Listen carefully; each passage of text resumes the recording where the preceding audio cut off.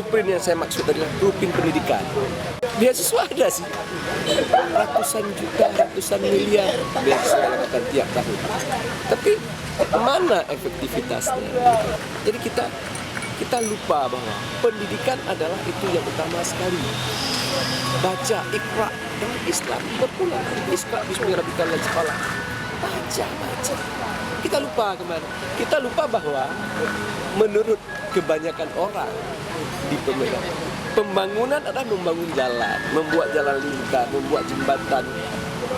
Is sangat kecil dari potensi membangun hati,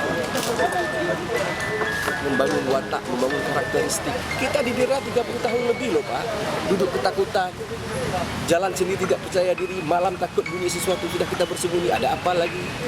Lihat tentara berjalan 2 orang saja sudah kita takut. Pulihkan ini.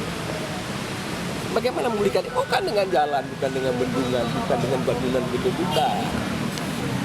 Itu adalah rangkaian lanjutan. Kita jangan cerita hari ini bahwa kita ada program 10 program B, 10 program B kita. Nah, 2 hal yang paling penting, pendidikan dan kesehatan.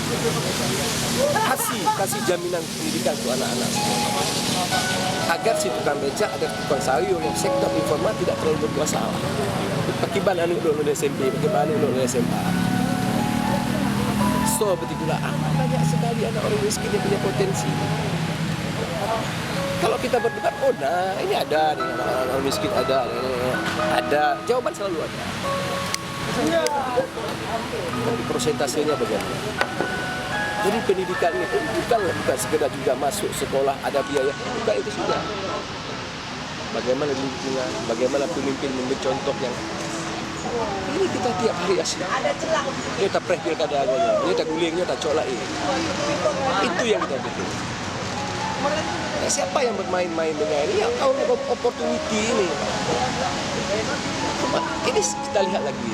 Ini kita kan sekarang dalam sebuah setelah tsunami, benar tsunami dulu 2004. Ini hari ini kita tsunami dengan pandemi ini. Yang kita khawatir ada lagi tsunami berikutnya, tsunami kemiskinan, keputusasaan.